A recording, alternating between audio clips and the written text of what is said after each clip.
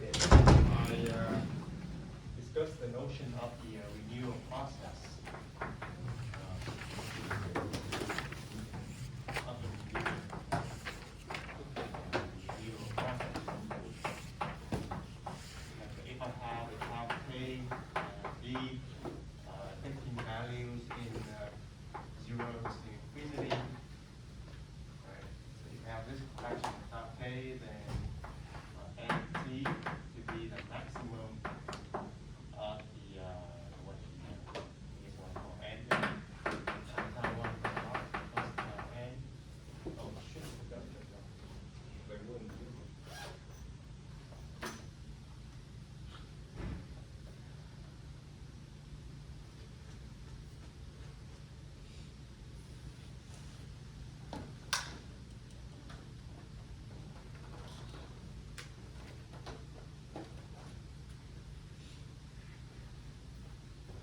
Hello? Yep.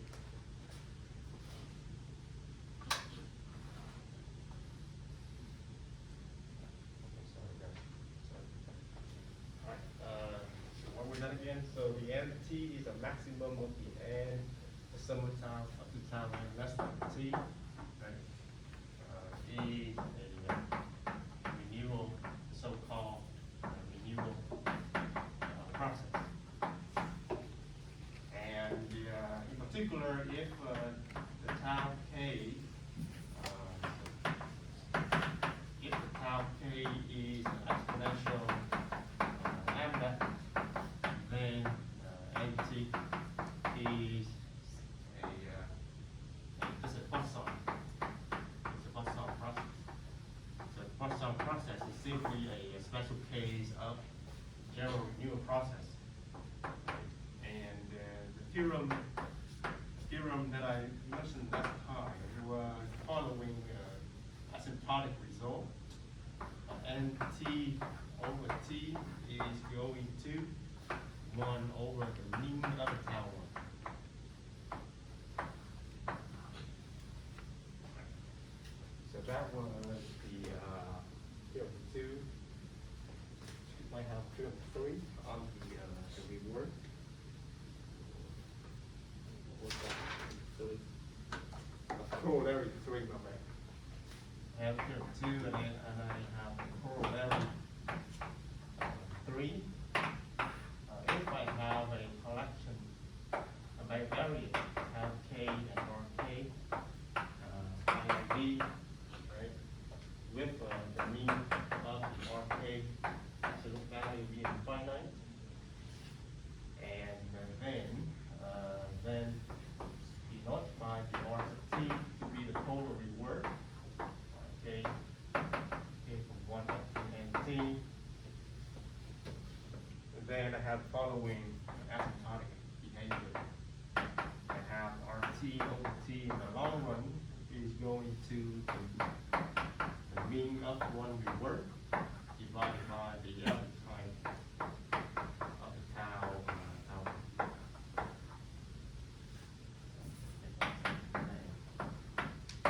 To infinity, and note that remark here is that no independence assumption, on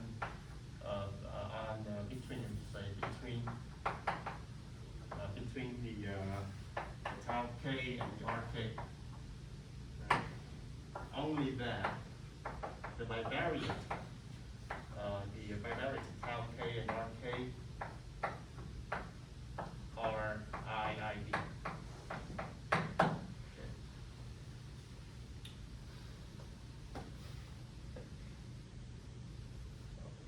I mean, just recall from Friday. Nothing new so far. So okay, let me allow me to skip the proof of these arguments, but it shouldn't be too bad to see, right? It shouldn't be too bad to see. For instance, for the nt over t here, you could think about, roughly speaking, you have t, you have these arrival times. This is your, this is 1, 2, 3, 4. This is my nt. And so in the long run, the number of the arrival time divided by the time, right, is approximately, if I scale it back, think about it from 0 to 1 unit of time, should be 1 to 1 unit of time, and say this length here is the mean of the time k. All right. You know, like you have a infinite time horizon, but then if you scale it back, to 1 unit of time, then the number of the arrivals, so same thing over here, time k, so that will be like a 1 divided by 1 time k. So that is the heuristic picture to explain the theorem. Okay. Yeah. And similarly for the reward, RT over T, so the number of the total reward that I receive over the time is simply the average reward for each arrival time, essentially. So on the other hand, the RT, wait, oh shoot, forgot you have written over. Well, anyways, so RT over T, right? So this is essentially kind of like what if you think about it this way. So you have these arrival times, and if you have, you have a one reward, another reward here. So this is time T, right? So your reward on average, right, it will be approximated by just the arrival of the, say the Taiwan here, right? So this is Taiwan, the distance here is Taiwan, and the reward you receive here, you just divide the R by the tau, which is your ratio over there.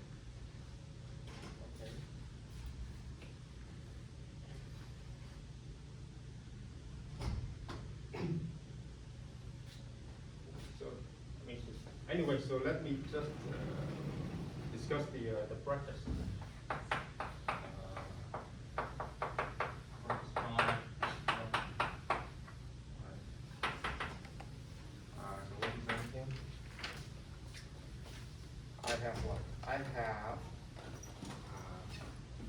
So I have a number of the machine to repair. Okay. You have it? No. Okay. So I have a number of machines to repair, and apparently so it could be found as the following. So the xk, all right, is the time to complete repairing a machine. All right. So according to the information they tell me, this xk here is exponential with the rate mu. Exponential with the rate mu.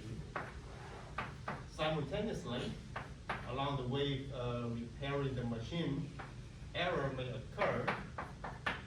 Time, so maybe on machine K, maybe machine K, time to what time for error to occur while fixing machine K. All right. So independently, error may occur, and this yk here is assumed to follow exponential lambda. Right. Okay. So apparently, like you think about if I am working on one machine from time 0, right? So either whoever goes first, right? Whoever comes first, I should say.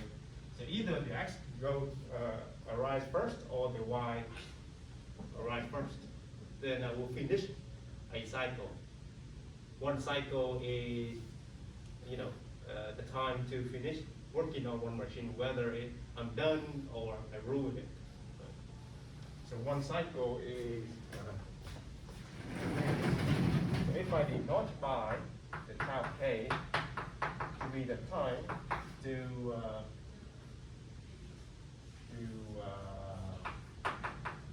finish work on the machine K,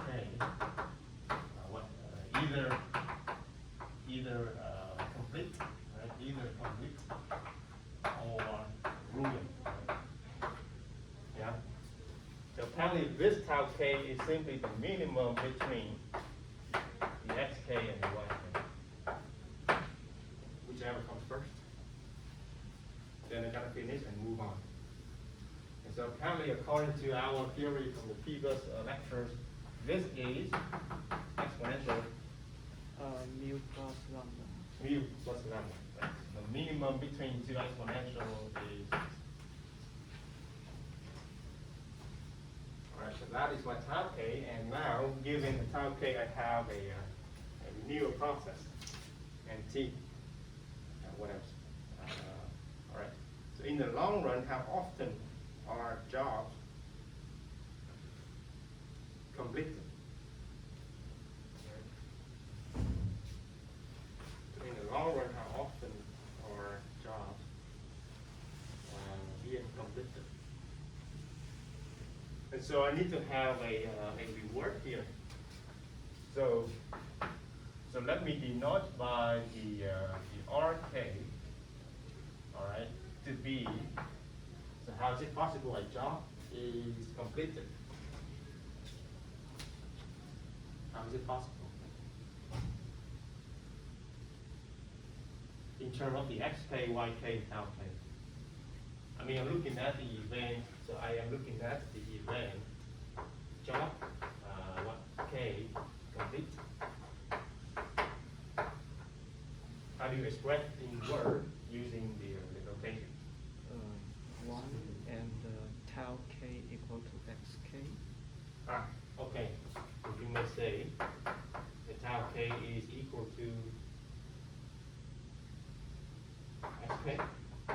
Yeah, for 1. I mean, just looking at this. Don't think about the indicator function for the moment. Just think about it. This is good. But apparently the tau k is defined through the x and the y. SK is less than Ah, 1. okay. So the xk is less than 1. Right? Yeah. Apparently.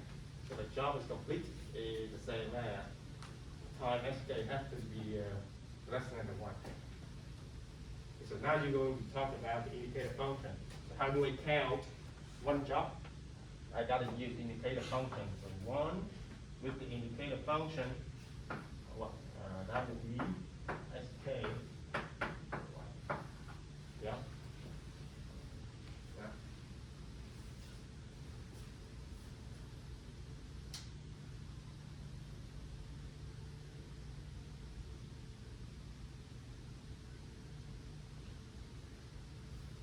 So now once we have everything laid down on the table, the rest is just invoking the theorem. So what is that? In the long run, how often are jobs completed? Okay. So RT being the summation of k from 1 to NT RK is a number of complete job up to T, and the theory says that RT over the T is going to the mean of R1 divided by the mean of the R1. Yeah.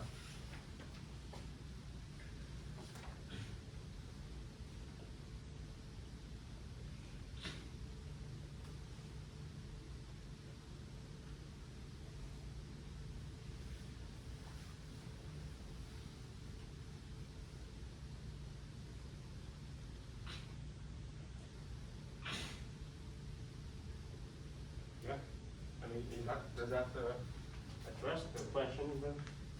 How often are jobs completed? So that means I gotta take the RT divided by the time. How often? Or no, or what? Wait, hold on. How often?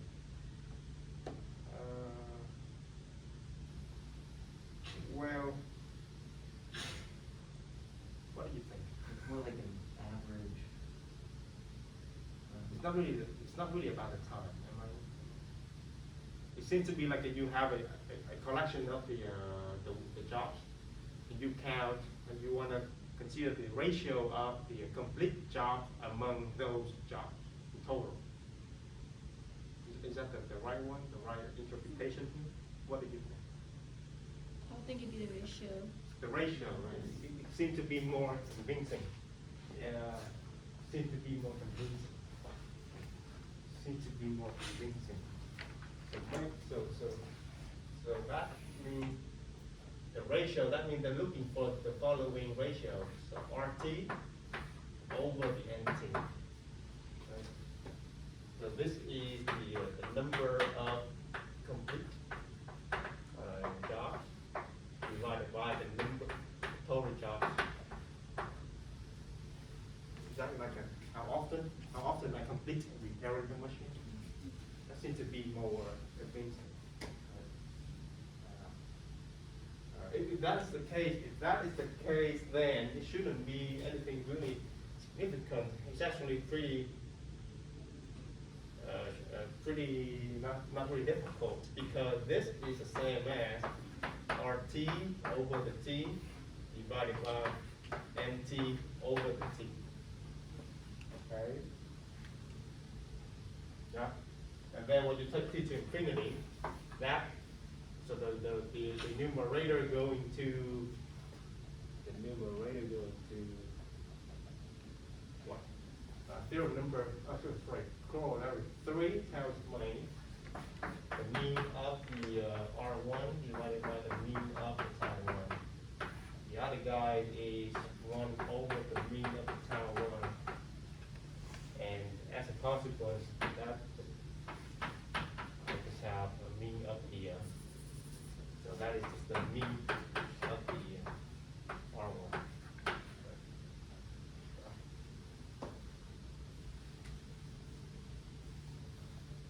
So this is how, so maybe this is the way, so this is how often. But I think just when people ask you how often do you go to Starbucks, they will say like 3 times a week is about time, but not ratio. Like 3 times a week. How 5 often times do you a go to week. Starbucks? 3 times a week? Yeah. But then it's like, what's the expected value that you'll go to Starbucks? Oh, like 3 times a week. Like some weeks you might go more often. you might go Right. But this is like two choice, like how often do you go to Starbucks versus some other place? You say, oh, when I get coffee, I go to Starbucks 3 out of 10 times. Yeah, yeah. Like either you go to Starbucks or you go to Share Tea, Yeah. right? So you I count how many times you go to Starbucks. Among all those times, I go to a coffee shop. Yeah. So you can say like 3 out of 10 I go to Starbucks. Yeah. I mean, this is for the sake of practice purpose. So, but if that were in the exam, I gotta be more rigorous. Sure. Yes. How did you check for IID? How do I check IID? This should be IID. So you think about the pair of the tau k and RK. So tau k and RK, right? Note that these two guys may be dependent. All right? But the tau k and RK versus say, maybe tau 2 and R2, right? Against the tau 1 and R1. Right? These two guys have to be independent. Yeah? Because the tau 2 and R2 only depends on the pair x2 and y2. depends on the pair X1 and Y1. And because this has nothing to do with that, this has nothing to do with that. And apparently the distributions is the same, should be the same anyway. Okay. But this and that, they may be dependent. Okay, as a bivariate random variable, it may be dependent.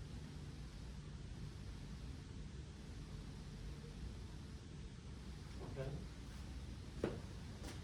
Good. All right. So let's move on to the next.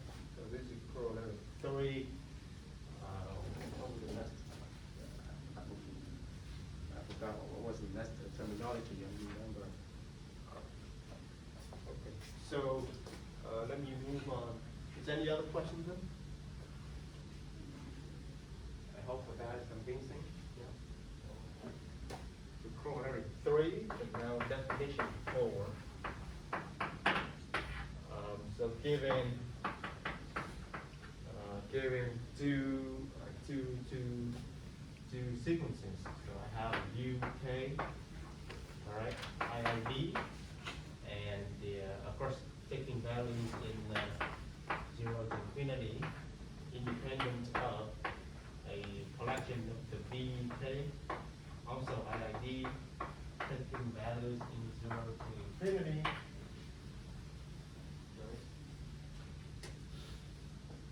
Then I'm going to denote by the tau k to be just a sum. UK plus VK. Apparently, the tau k now, they are IID. Right? You know the tau k is that. And then,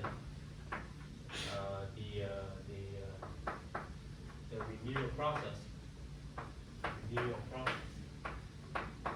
And T. Associated with the time frame is called so-called alternating renewal process. Right?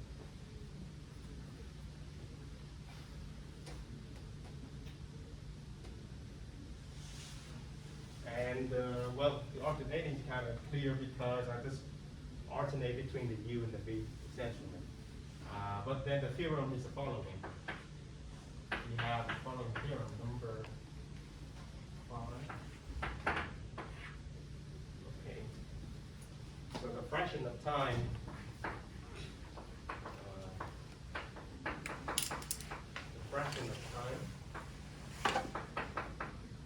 okay, what does it say? NT spent on U, okay, all right, is given by the, I should say, converges to,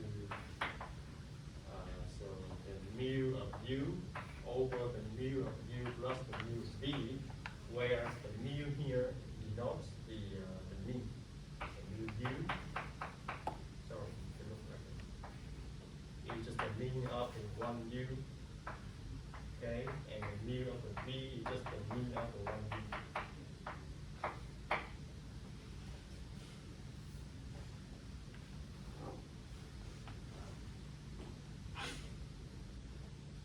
Let me double check all the theory, because sometimes it doesn't look nice to me.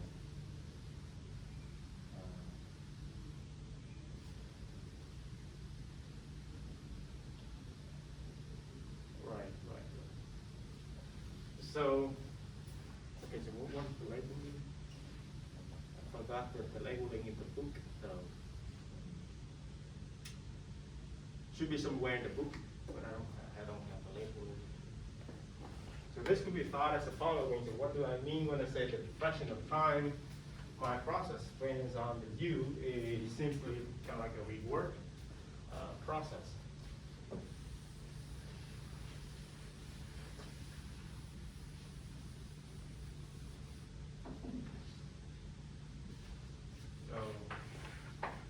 this is Taiwan, right? So the arrival time here is Taiwan.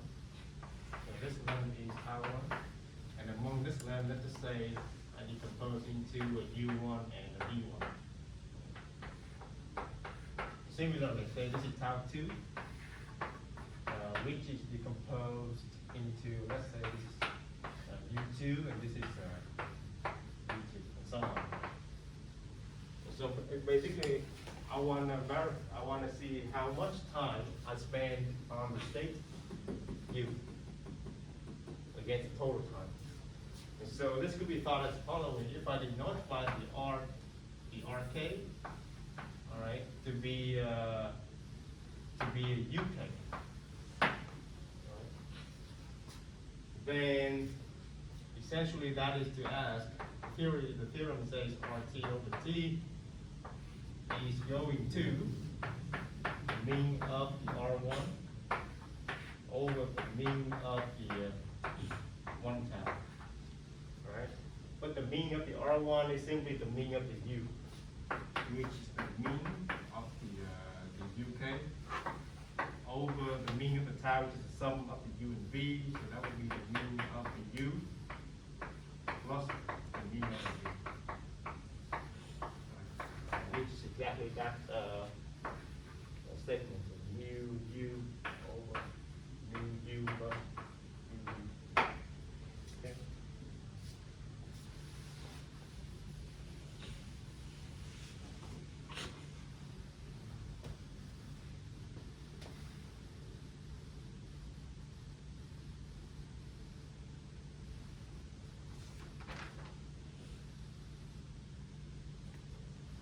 I mean, that is essentially that is the proof of that theorem.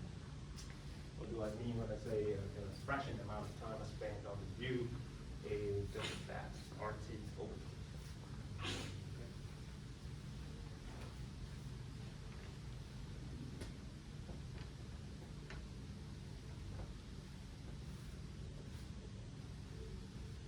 All right, so now let's look at the practice number 2. Problem number 2.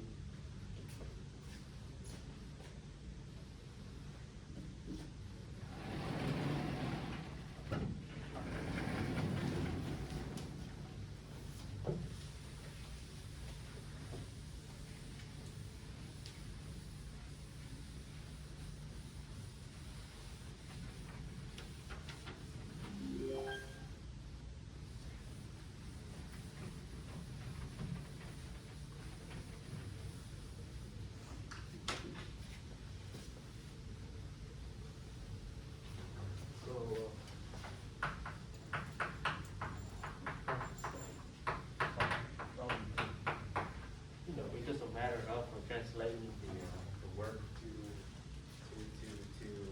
math.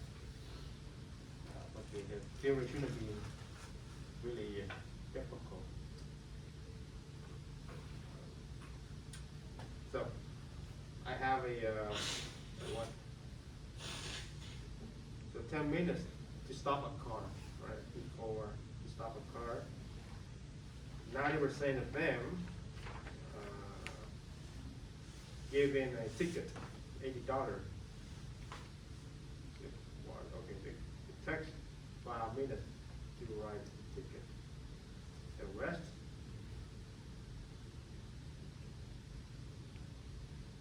okay, so a lot of stuff here. In the long run, at what rate, dollar per minute, does he assign the time?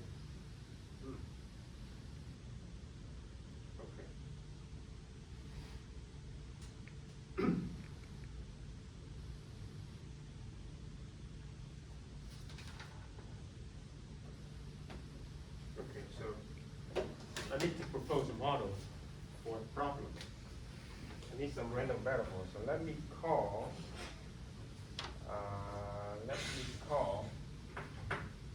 the UK to be the time to stop car K. UK the time to stop the car K. All right. And and they say approximately 10 minutes. That is to say, the mean of the UK is 10. Alright? Okay, so that is the first sentence. So now, let me look at the, okay, so essentially the rest. Let's see. So the tau, I need to have a V here. So V is, well, so V, that is a lot of stuff here. So V is just a discrete random variable. So Vk is a time to what? Is a time to finish. That's what we call finish. Finish. What do we want to call? Finish. The time to finish a ticket, I guess. Can I say that? Essentially, what I want to say here is that VK is a Bernoulli, essentially. So either it takes me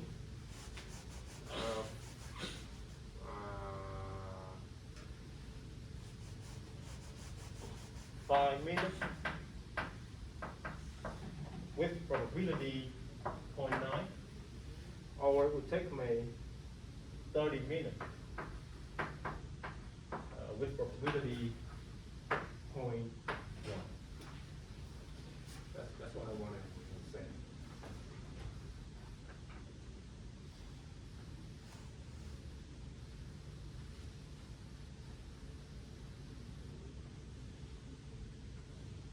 And I need to have the RK is the dollar, the dollar sign for each. Okay, maybe call a traffic stop, maybe traffic stop. Okay, definition here, maybe traffic stop. Is that better word? That is a better word. Okay. So the RK, the dollar here is, so the RK here similarly is a, well, it will have to be the following. So because it depends on the VK, as you can see. So it's equal to $80 with the indicator function. VK is equal to 5 minutes. And I need to add $300 with the indicator function that VK is 30 minutes. Does that make sense?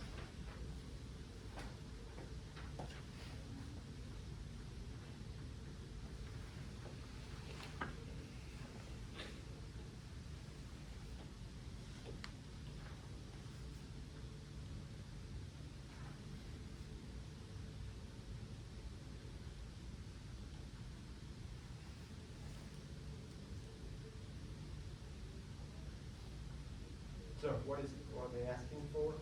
In the long run, what rate? So apparently, well, this is kind of clear because in the long run, that means I'm looking for the ratio. So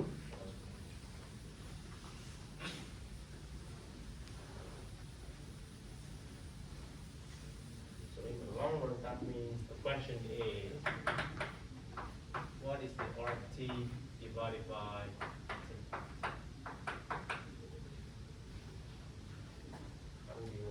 where RT is the reward process associated with the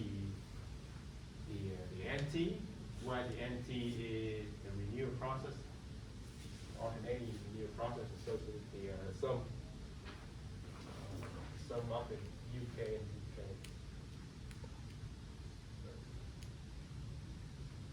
So I guess I want to call maybe here the tau K is the time.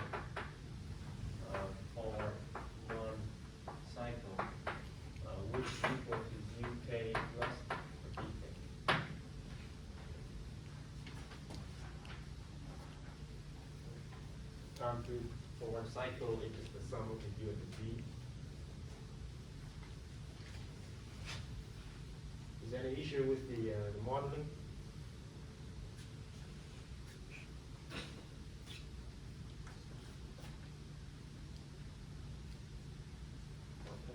Okay. So now you can kind of see from the theorem, RT over the T is, well, so really the RT.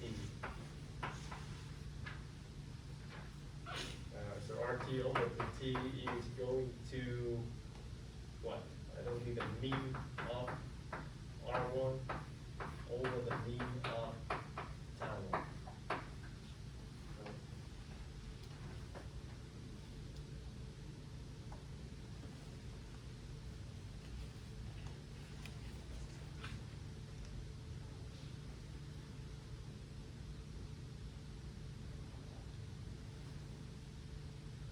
Which shouldn't be difficult.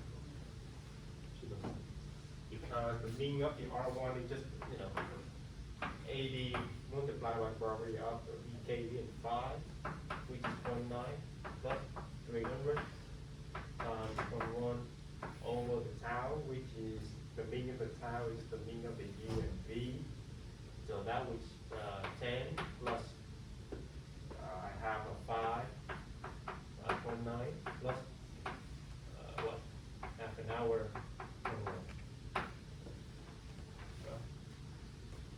Shouldn't be anything really significant.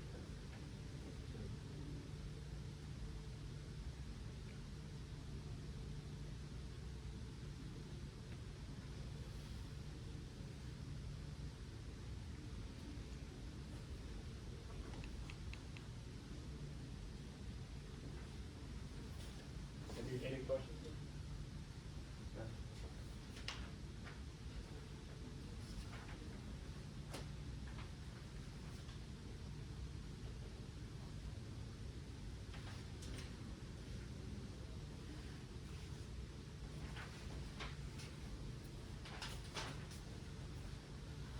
Alright, so let me just stop this at chapter 3 over here, even though we do have a lot of the examples in the textbook, but they're just examples, so I will skip discussing them and then move on to chapter 4.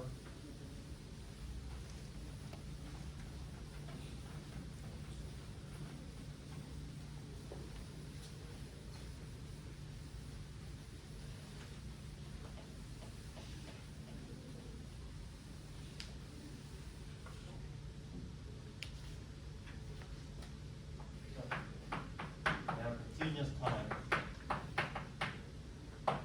Okay.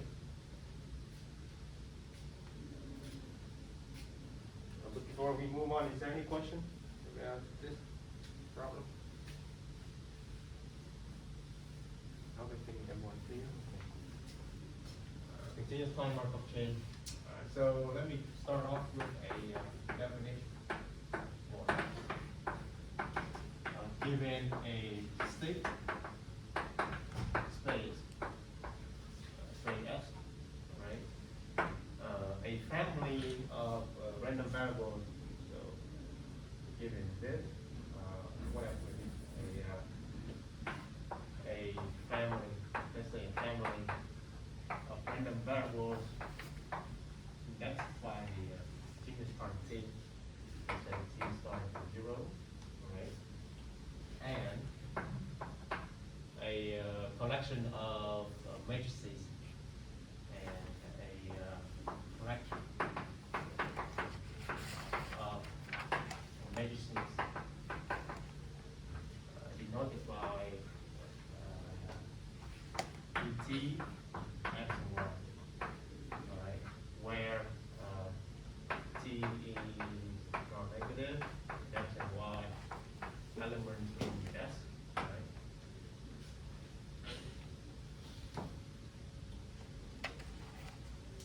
So apparently, so now the xt now is called continuous time Markov chain. If the following hold, if for all, let's say t of s, time t is a time s, and let's say x naught, x1, maybe we should call time t, let me call time, so for all, write that, so for all time, say x naught, s1, s, so n, and the time t, okay, together with the, okay, I have it. So x naught, x1, I mean, this is the little x, so that's little x, x1 x, xn, and the y, all right? Yes. All right, we are the following. The probability of x t plus Sn is equal to 1 condition of the past, right? That means x of what? Xn is the little x and right, all the way down to x naught. So it's an x naught equal to little x naught. So this probability doesn't depend on the past. That means whatever happened before time Sn doesn't matter. So Markov property t plus Sn means y condition of, so this is the Markov property. Oops, sorry.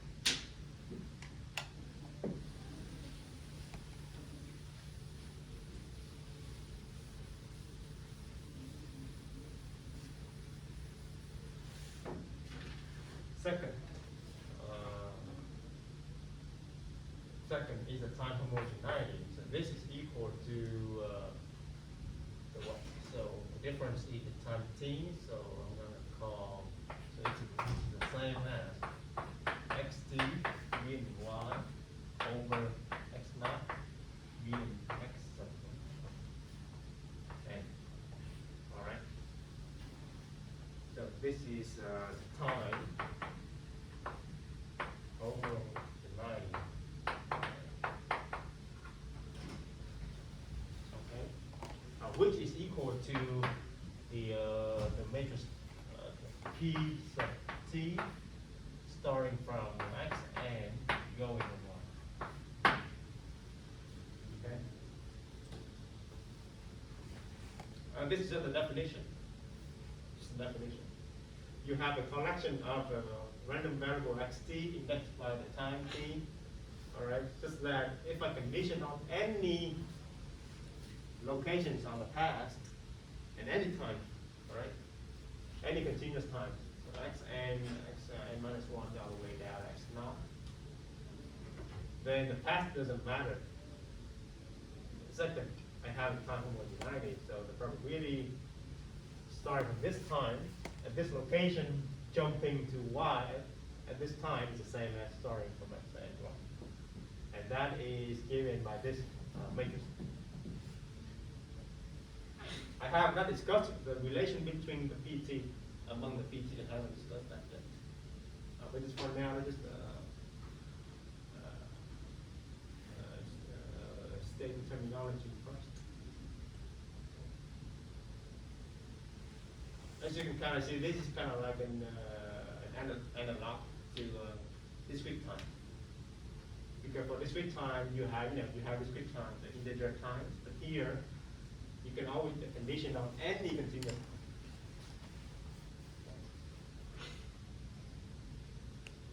Okay, so maybe just to give an example. So let me give you an example, which is actually very well known to you guys already.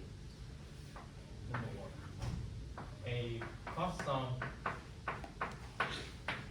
process and t is a continuous time Markov chain. Alright, with the state space being, the state space is just being the integer, the natural numbers, as we say, natural numbers, right? Which is 0, 1, 2, and the what else? Okay, so now to see this, to see these two Markov properties and the time homogeneity. But maybe before talking about the math here, just let me sketch a picture to illustrate.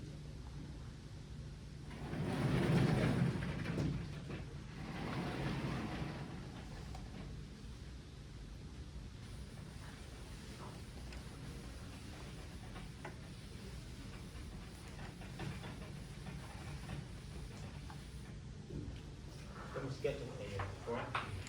Okay. This is time t. Alright. So this is the value of the nt. So we start with, say, from time 0, 1, 2. Let's say the s here. Right? 3, 4. So we start from time 0. Right? So the continuous time Markov chain is a bit different from the discrete time, is you will see in a moment. So starting time 0, I have no guess. I'm going to wait for a while up to the first guest arriving, right? So this is the T1. I'm going to jump to one guest. Yeah. So now I'm going to wait for another time, time 2. I'm going to wait until the second guest arriving. So that means here. I don't prove that. I jump up to 2. Alright. So we're calling this is tau 1. This is tau 2, right? Oh, a little bit not to scale.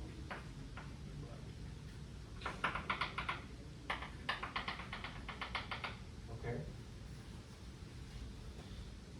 Maybe I guess I want to call, just say nt over here, shouldn't be here. As you can see, yeah. And so it's a bit different from the discrete time, discrete Markov chain, because for the discrete Markov chain, we don't have the waiting time. I just jump from this time to the next time. So a little bit different the way from the discrete time.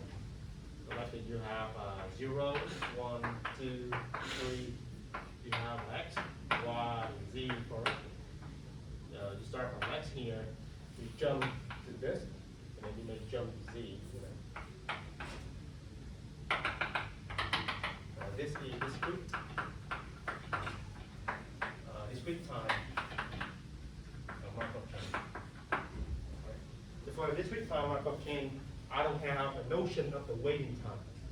I start from the x here at time 0, at time 1 I just jump to y. There is no such waiting time in the middle because it's a discrete. Okay. But for the continuous time, the issue is I have continuous time, obviously. And so I got to wait some time until I jump to the next location.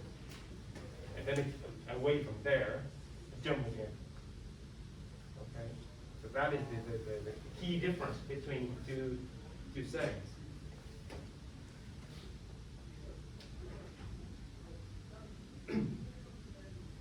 I will come back to just a waiting time maybe maybe on Friday. But I haven't discussed why it is a continuous time according to